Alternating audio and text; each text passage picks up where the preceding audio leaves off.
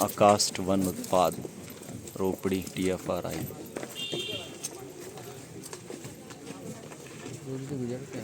Visit to the medicinal garden forest of TFRI। पेड़ मतलब ये तो यहाँ छोटा है, तो मोटे मोटे, और इसको जब इसकी बार्क भी अच्छी मोटी होती है, और इसके बार्क में आपको ब्लेजिंग करनी होती है अलग अलग। तो लोग क्या करते हैं, उसको गहरा मतलब निकलना चाहिए करके बहुत गहरा मार देते हैं। अब इसमें पत्ती नहीं है, वो तो ऐसे सूखने वाला है ना। तो ये भी मतलब धीरे धीरे ख़त्म हो रहा है। मतलब आपको जंगलों में अब कम देखने को मिलेगा, पहले बहुत हुआ करता था। तो इससे गोंद जो निकलता है ना, उसके लड्डू बनते हैं, और लड्डुओं से मतलब वो पावर के लिए भी यूज़ होते हैं। तो ये होते हैं। तो सर गम में सर ये भी आता है ना, वो रहता है सर फ्रैंकिंसन आता है सर, सलाइन गूगल। हाँ हाँ, नहीं गूगल अलग है, गूगल हम दिखाएंगे गूगल का पौधा आपको। तो नॉर्मल वाला प्लांट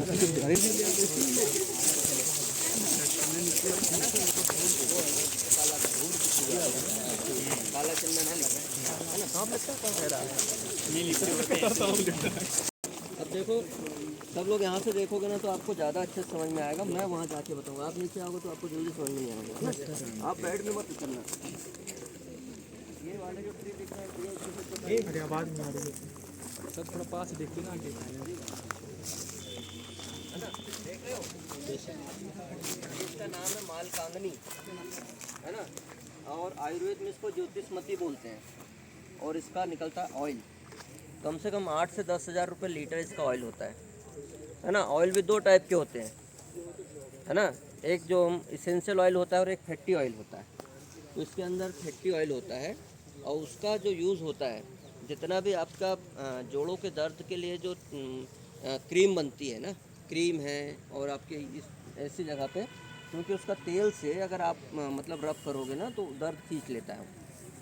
क्या नाम बताया सर, फिर से बताइए। इसका ज्योतिषमती सिलेस्ट्रस पेनिकुलेटस, वर्टिकल सिलेस्ट्रस पेनिकुलेटस, ज्योतिषमती बोलोगे या मालकांगनी ढूंढोगे ना आप गूगल में, तब ये मिलेगा ये। तो इसका सीड मतलब बहुत ही कम मिलता है, और कम मिलने के कारण उसमें मेडिसिनल प्रॉपर्टी तो है ही है, लेकिन मिलता कम है। हमने इसको कम से कम यहाँ 10 साल हो गया है यहाँ लगाया है, तो ये अभी तक की फ्लावरिंग नहीं मिली है हमको इसमें। तो 10 ये साल तक? हाँ, 10 साल में अभी तक कुछ नहीं हुआ, इसको ऐसा ही पड़ा है। अगर इतने में भी हमको बीज मिल जाता तो काफ़ी कुछ हो जाता। हम बहुत जगह पे लगाए हैं। तो समस्या ये है कि हर चीज़ हर रीजन में नहीं होती जी।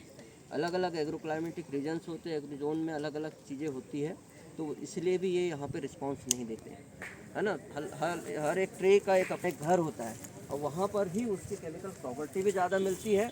चाहे आप कई चीज़ें ऐसी होती है ना कि हम लोग जंगल से लाते हैं, बोले जंगली चीज़ जो होती है बहुत अच्छी होती है, और बोले जो कल्टिवेटेड है वो ज़्यादा अच्छी नहीं होती है। उसका कारण क्या है कि वहाँ के उसकी क्लाइमेटिक कंडीशन भी वो उसका प्रैक्टिकल किए थे, अंदर बहुत सारे कुल्लू बना दी। हाँ, कुल्लू बना, तो हमने अलग अलग ब्लेजिंग लगाए थे। कोई ब्लेजिंग चंद्राकार टाइप का ब्लेजिंग था, अलग अलग ब्लेजिंग। तो हमारा जो प्रैक्टिकल में हमने पाया, ये देखो ये पूरा का पूरा भर गया, है ना, पेड़ डैमेज नहीं हुआ। तो ऐसे हमारे छत्तीसगढ़ में अभी हमारा मतलब पूरा वो चल रहा है, रिसर्च चल रहा है इसके ऊपर कि ये पेड़ कैसे बचाएं और उससे गोंद भी कैसे लें, सस्टेनेबल हार्वेस्टिंग कैसे करें, है ना। हार्वेस्टिंग एक होती है और सस्टेनेबल हार्वेस्टिंग, तो हम कैसे उसको हार्वेस्ट करें ताकि पेड़ भी बचा रहे और वहाँ के जो लोग हैं उनके लिए लाइवलीहुड जनरेट हो, है ना। हमारे संस्थान का मुख्य उद्देश्य ये है, मतलब इसलिए रिसर्च करने, फॉरेस्ट पर रिसर्च करने इसलिए बैठे हैं। ऐसा नहीं कि उस पेड़ को ही काट दो, तुम सब दे दो मतलब व्यापारी को, क्योंकि वो चीज़ अगर आज ख़त्म हो गई कल के लिए तो आपके पास कुछ भी नहीं है वहाँ पे। वहाँ की लोकल पीपल क्या करेगी फिर वो चाहती है कि नौकरी मिले, और फिर बेरोजगारी बढ़ेगी ना। अगर उसको उसी जगह पे उस 1000 रुपये किलो अगर कुल्लू का गोंद मिलता है, कौन आदमी शहर आएगा। 1000 रुपये 1 किलो गोंद अगर उसने कलेक्ट कर लिया, उसका 1000 रुपये का काम हो गया, तो क्यों आएगा वो। लेकिन समस्या ये है कि उनको थोड़ी ना पता है कि भाई ये मर ही जाएगा, और मर भी जाएगा तो हमारा थोड़ी मरेगा। इस साल निकाल लो, अगले साल जान दो, है क्या नहीं। वो इसकी थीम ये रहती है किसी की भी।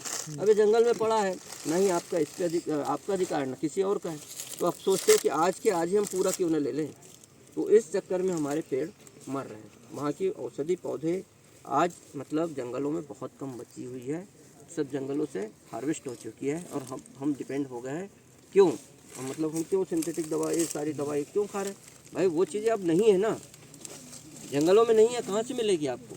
आपको सारे के सारे, अब अश्वगंधा की बात करो तो आपको अश्वगंधा जंगल में बिल्कुल नहीं मिलता है, वो आपको कल्टीवेटेड ही मिलेगा। और जो चीज़ें क्या होती है कल्टीवेटेड, ये पेड़ अगर लगा हुआ है 10 साल से ऐसे ग्रोथ कर रहा है, ऐसे निकल रहा है, तो इसकी प्रॉपर्टी ज़्यादा होगी। और जब आप इसको निकाल लोगे, फिर से दूसरा बीज बो दोगे, फिर निकाल लोगे, नहीं मिट्टी में भी तो सोडियम पोटेशियम जो भी उसके तत्व होते हैं कुछ रहते हैं, उसमें दूसरा भी तो डालना पड़ेगा। अब हमारे पास ज़मीन, फॉरेस्ट के पास बहुत ज़मीन है, पूरी की पूरी चीज़ें वहाँ से ना लेंगे, है ना। कुछ लोग देखे होंगे करौंदा है, ये वाइल्ड वाला करौंदा है, वाइल्ड वाइल्ड मतलब बहुत छोटा छोटा होता है, अच्छा खट्टा ज़्यादा होता है, पूरा गर्मी में ऐसे ही पड़ा रहेगा। सर ये इसके जो मतलब दूसरा प्लांट हमें चाहिए तो फल होते होंगे। फल होते हैं, देखो कई समस्या ये भी है कि कई पेड़ मतलब, है ना, अशोक की भी अलग अलग वैरायटी होती है ना। वो वाला जो अशोक अपने आप को जो है ना, वो बिल्कुल काम का नहीं है, उसको अशोक नहीं बोलते, वो तो ऑर्नामेंटल है। मेन अशोक ये है जो इसकी बाहर के जितने भी सौंदर्य प्रसाधन इंडस्ट्री है, इसकी बाहर की बहुत अधिक डिमांड है, लेकिन ये पौधा ही नहीं है, ये पौधा ही नहीं है। ये बता रहे हैं हम कि इसको कम से कम 15 साल से लगा है, ये ऐसा ही खड़ा है, इससे ज़्यादा ना इसकी पत्ती बढ़ती, इतनी बढ़ेगी और ऐसे ही चलते रहेगा, ये बढ़ ही नहीं रहा है ना। तो ये अशोक की मेन वैरायटी थी, अशोका इंडिका इसको ही बोलते हैं, है ना। तो ये इसकी ये अपने पास है नहीं। सीता माता जो वहाँ पे अशोक वाटिका में बैठी थी ना, तो वो यही पेड़ था, इसी के नीचे बैठी थी, उतने दिन रहे, लेकिन उनको किसी प्रकार की कोई समस्या नहीं हुई, ऐसा कहा जाता है। तो कई जो चर्म रोग विशेषज्ञ हैं, एक ऐसे वैद्य हैं, तो वो ना क्या करते हैं, उनके घर पे एक पेड़ लगा, उसी के नीचे बैठ के वो सब चर्म रोग की दवा देते हैं, शायद इसी को देते होंगे, बताते किसी को नहीं, लोग ठीक होते हैं। तो हो सकता है कि कुछ इसी का यूज़ कर रहे होंगे, है ना। तो एक ये पौधा, ये महुआ की एक वैरायटी है, जिसने महुआ का पेड़ देखा होगा इसको बोलेंगे महुआ तो है ही नहीं, है ना। लेकिन ये महुआ की वैरायटी है, ये साउथ में मिलता है, साउथ का महुआ है ना, छोटा छोटा छोटा महुआ निकलता है इसमें साउथ में, हाँ फल भी लगते हैं छोटे छोटे, है ना। देखो ये देखो, ये है सर्पगंधा, राउल्फिया टेट्राफिला। अच्छा, इसकी होती है 2 वैरायटी। कभी कभी क्या होता है, बहुत लोग इसकी समस्या का कारण भी हो जाता है कि कई लोग ना यही अपना खेत में उगा देते हैं। किसानों के साथ बड़ी समस्या होती है, कोई किसान के बेटे होंगे और वो औषधि पौधे की खेती अगर कोई करना है, कोई गैर ट्रेनिंग हुई और उन्हें बोला सर्पगंधा की खेती कीजिए आप लोग, तो उन्होंने यही पौधा लगा दिया। इसमें जो सर्पेंटाइन कंटेंट होता है, इसकी जड़ में बिल्कुल नहीं मिलता है, बहुत कम मात्रा में। तो मतलब इंडस्ट्री वाले इसको खरीदते नहीं और उस किसान का लॉस हो जाता है। इसकी दूसरी वैरायटी होती है राउल्फिया सर्पेंटाइना, है ना, जो इसको छोटा छोटा हार्स होता है, वो उसको भी दिखाऊंगा। तो ये है टेट्राफिला, वो उसी की वैरायटी है ना। और थोड़ा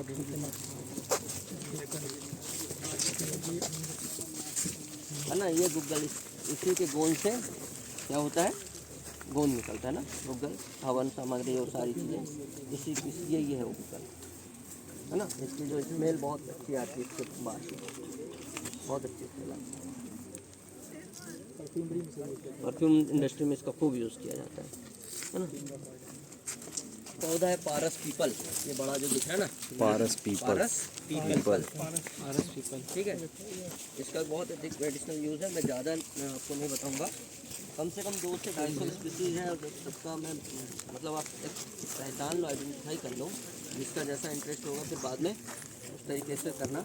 और ये जिसके सामने जिसको हाथ लगा के खड़े हो, ये है सेल्फी, ये बस्तर में सबसे अधिक पाया जाता है, और इसकी वाइन वहाँ पे लोग पीते हैं, है ना। आप लोग आज सेल्फी ले रहे हो, मतलब प्रकृति ने पहले ही सेल्फी बना दिया है, सेल्फी का पेड़ है सेल्फी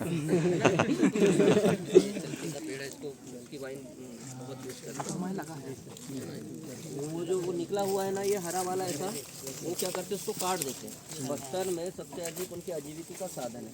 एक सेल्फी का पेड़ उनको एक साल में 10,000 रुपये कमा के देता है है ना, वहाँ के जितनी ट्राइबल पीपल है तो वो अपने मेड़ों पर लगा लेते हैं इसको। तो ये कितने दिन में ग्रो कर जाता होगा मतलब? ये इसको कम से कम 5 साल लगते हैं, 5 से 7 साल। इसकी सर बनती है। हाँ, वो जो उसको काट देते हैं और उस पर ले जा करके वो अपना जो बर्तन है बटला उसमें बांध देते हैं, फिर वो टपक टपक के एक्सट्रैक्ट होता जाता रहता है है। और फिर वो फिर शाम को उतार के लेके आ जाते हैं। तो वहाँ पे एक प्रथा है, बच्चियों की शादी होती है, दहेज में उसको पेड़ दिए जाते हैं उनके घर पे। उनके पास तो कुछ नहीं ना देने के लिए, तो वो लोग इस सेल्फी का पेड़ दे, बोलिए सेल्फी पेड़ तुम्हारा, तो वो उस हिसाब से अपना आजीविका चलाते हैं, है ना। ये वहीं से देखो, ये पौधा कौन देखा है? नहीं ऐसे है, बताओ। हल्दी बताओ। इसको रोक के रखो, बाद में देखा है क्या बोलते हो? चिरायता। हाँ, चिरायता है। ये चिरायता है। कड़वा होता है, हाँ। डायबिटीज में यूज होता है। हाँ? नहीं भैया, अभी ये जो रोग निकला था ना अपना, कौन सा? कोविड। कोविड से पहले वाला का निकला था। हाँ, ये फ्लू में वो जो आदमी मर रहे थे ना जितने वायरस से, इसका ही काढ़ा लोगों ने खूब पिलाया है और उसी से सब लोग ठीक हुए। इसके अगर पत्तियों का अगर जूस आपने 3 दिन तक रेगुलर पी लिया तो 6 महीने तक कि आपको मलेरिया तो होगा नहीं। मलेरिया के लिए आप प्रोटेक्टेड हो जाओगे। तो ये है भैया एंड्रोग्राफिस पैनिकुलेटर, कालमेघ नाम है उसका। कालमेघ है तो काल को निपटा देगा। तो ये कालमेघ बहुत बताओ क्या है दिख रहा है, नहीं देखा ना। ये भी भैया दशमूला में से एक स्पीसीज ये भी है। इसका नाम है, मगर हिंदी में बोलेंगे तो प्रश्न पर्णी बोलते, प्रश्न पर्णी। यूरेरिया पिक्टा इसका नाम है, बॉटनिकल है यूरेरिया पिक्टा। इसकी जड़ का बहुत डिमांड है बैद्यनाथ में। मतलब क्या हो गया है, लोग आजकल दशमूला रिस्ट बना तो रहे हैं, लेकिन दशमूला की 10 स्पीसीज लोगों के पास है ही नहीं अवेलेबल, है ना। उसमें से ये भी है। ये कभी किसी को देखने को नहीं मिलता तो दशमूला में डाल क्या रहे, वो डाल ही नहीं रहे। तो उनके ऊपर केस हुआ बैद्यनाथ के ऊपर कि जब दशमूला रिस्ट में आपके पास 10 प्रकार की स्पीसीज नहीं है तो आप डाल क्या रहे हो। तो उनने लिख के दिया, भैया हमने लिखा है, हमने ये कहा कि हमने उसमें डाला है। हमने ये कहा कि दशमूला में ये स्पीसीज होती है, लेकिन हमने डाला नहीं है। वो तो हमारा एक प्रोडक्ट है, उसका नाम अलग, दशमूला रिस्ट नाम है। बहुत लोग देखे होंगे इसको। Yes sir.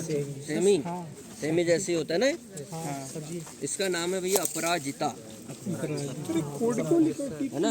ये सब वही जितना भी बांझपन से संबंधित रोग होते हैं ना, इसकी जड़ से ठीक होते हैं। जड़ से। हाँ, इसकी जड़ में बहुत पावर है। तो इसका नाम ही अपराजिता, मतलब जीतने वाली चीज़ है ना, अपराजिता। और आप एनालिसिस करोगे तो सब ये जो अंदर रखी है ना काली मछली, हाँ, ये अंदर ये जो सूख रहा है ना, तो मूसली क्या हो गई है, मूसली जंगल में बिल्कुल ख़त्म हो गई है। मूसली का नाम सुना होगा आपने। मूसली अब जंगल में नहीं मिलती, काली मूसली मिलती है, लेकिन वो भी बहुत कम मात्रा में मिलती है। अब हमारा एक प्रोजेक्ट है कि इसको हम डोमेस्टिकेट करें। जंगल में तो है, जंगल से आकर के हम उसको कैसे 1 से 2, 2 से 4 कैसे करें, पता नहीं था अभी तक कि इसका सीड होता है करके। हमने मतलब फूल तो उगता था, लेकिन सीड का अभी किसी ने आइडेंटिफाई नहीं किया था कि सीड भी होता होगा, क्योंकि वो बोले उसके कंद से ही काट के लगा देते हैं। लेकिन इसका कंद एक ही कंद रहता है, दूसरा तो उगता ही नहीं। तो हमारा इस पर रिसर्च चल रहा है कि हम इसको डोमेस्टिकेट कैसे करें, लोगों के यहाँ पे इसकी खेती कैसे करने के लिए उसको करें। तो ये हमारा एक ट्रीटमेंट है। इनका यूज़ क्या है? यूज़ ये पावर के लिए। ये पौधा कौन जानता है? ये घमर्रा तो नहीं? हाँ, बिल्कुल नहीं, भृंगराज नहीं है ये। अच्छा, भृंगराज। देखो, घमर्रा इसको बोलते हैं, लेकिन भृंगराज को भी घमर्रा बोलते हैं, लेकिन ये भृंगराज नहीं है। इसको कई लोग घमर्रा बोल देते हैं। बालों के लिए तो बहुत अधिक उपयोगी है, लेकिन इसका सबसे अच्छा उपयोग है इंटरनल ब्लीडिंग हो या एक्सटर्नल ब्लीडिंग हो, तुरंत क्विक बंद कर देगा। अभी आपको भी लग जाए और इसका जूस थोड़ा सा आपने डाल दिया ना, कोएगुलेंट, तुरंत करता है ना। जीवा है ना। रामदेव बाबा जितना भी पुत्र प्राप्ति के लिए एक दवा बनाई है उनने, पुत्रन जीवा के नाम से। इसी के सीड से मतलब वो दावा करता है कि मतलब बच्चा पुत्र ही होगा करके, इसी के नाम से। इसके नाम है पुत्रन जीवा। हाँ, लेमन ग्रास, छोटी है ना। ये जो पत्ती है ना, और ये बीच बीच में दिख रहे होंगे, इसको बोलते हैं अंतमूल। एक अनंत मूल होती है और एक होता है अंत मूल।